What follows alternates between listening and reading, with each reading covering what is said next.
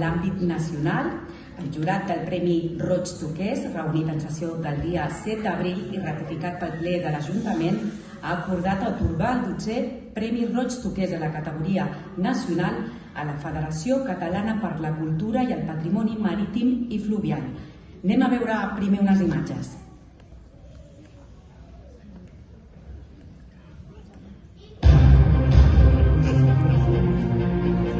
Federació Catalana per la Cultura i el Patrimoni Marítim Fluvial. La Federació Catalana per la Cultura i el Patrimoni Marítim Fluvial es va fundar en 2005.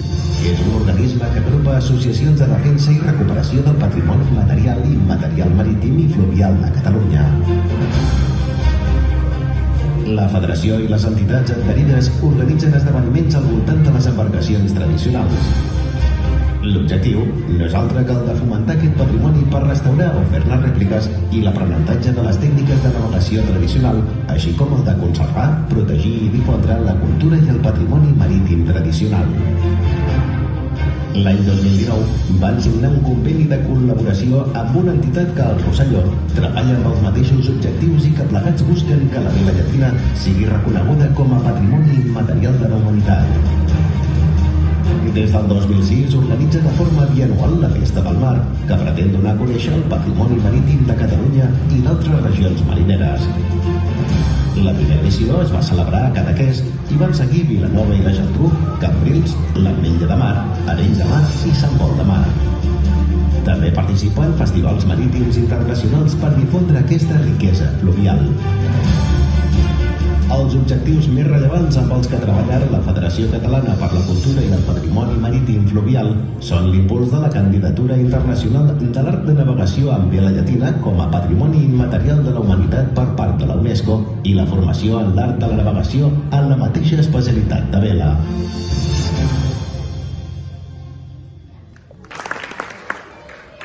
Demanem ara que pugi a l'escenari el senyor Pere Alemany Mira el Peix i farà entrega d'aquest premi l'alcaldessa de la ciutat, Olga Arnau.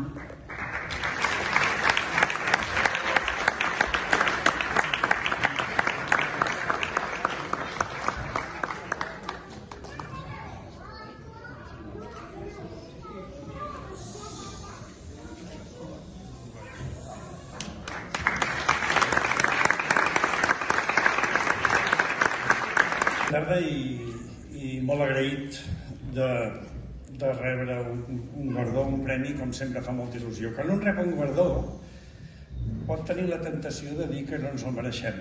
Jo crec que això desautoritza el jurat, per tant no ho faré. Però hi ha una altra raó que em porta encara més a dir que sí que ens el mereixem, més, deixeu-me corregir, no mereixem sinó que se'l mereixen. Una federació aglutina i agrupa moltes associacions, com vosaltres sabeu, i la vida de la federació, de la nostra Federació per la Cultura i el Patrimoni, no és res més que el fruit del treball que fan aquestes associacions. La federació agrupem i ajuntem aquests esforços.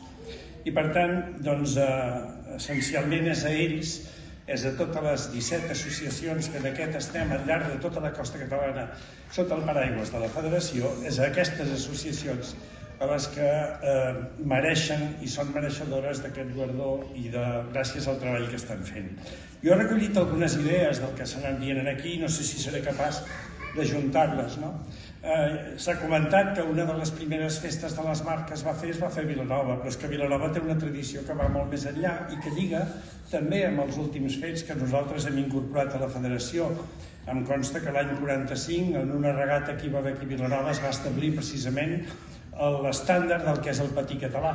El patí català per nosaltres també és patrimoni. No estem parlant només de les barques de fusta, tot i que m'ha agradat molt la frase que quan els vaixells eren de fusta, els homes eren de ferro. I jo crec que això passa, i ens passa a totes les associacions. També hi ha hagut una altra frase que m'ha agradat molt, que és la de els que naveguem amb fusta fem el miracle de portar el bosc al mar.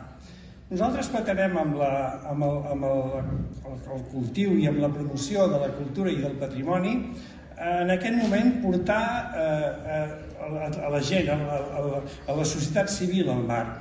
Diem que sovint hem conquerit la platja, però si som més ambiciosos, i el nostre poble ho és, creiem que hauríem de transcendir la platja i perseguir el mar. Això és el que hauríem de fer i això és el que pretenem fer amb reconeixements més o menys explícits del que és el patrimoni, com pot ser el que ja s'ha esmentat en el vídeo, de demanar que la navegació amb la vela al terç o amb la vela llatina sigui reconeguda com a patrimoni immaterial de la UNESCO. Això és el que pretenem fer amb les activitats que també hem fet en el darrer any i que pretenem continuar fent, que és crear una formació per la vela llatina, per navegar amb la vela llatina.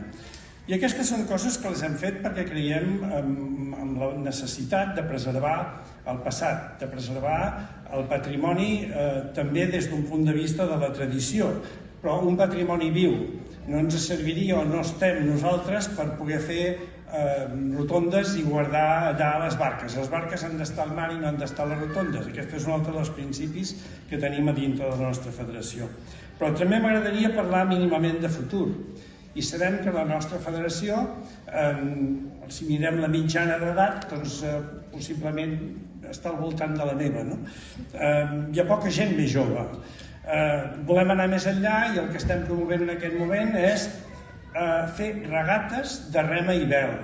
Perdona, de rem i vela. De rem i vela, que ens sembla que pot ser una modalitat que permetria d'alguna manera a totes les persones que estan engrescades a remar de conèixer també una altra manera de navegar, que és possible de fer-la, i això ho provarem i ho veurem que serà una realitat en la propera Festa de la Mar, que serà el juny del 2023, i a la qual a vosaltres i a tots els de vilanovins us convidem a que hi vingueu a gaudir-la. Serà a Calafell i serà, tal com he dit, el juny del 23. Per tant, agraït especialment per aquest reconeixement, demanar-vos que també vosaltres sigueu partícips d'aquesta conservació del patrimoni i del patrimoni viu, tal com ja esteu fent amb molt de goig en la Fundació Roig i també en el Museu del Far. Moltes gràcies per aquest reconeixement, doncs, en nom de les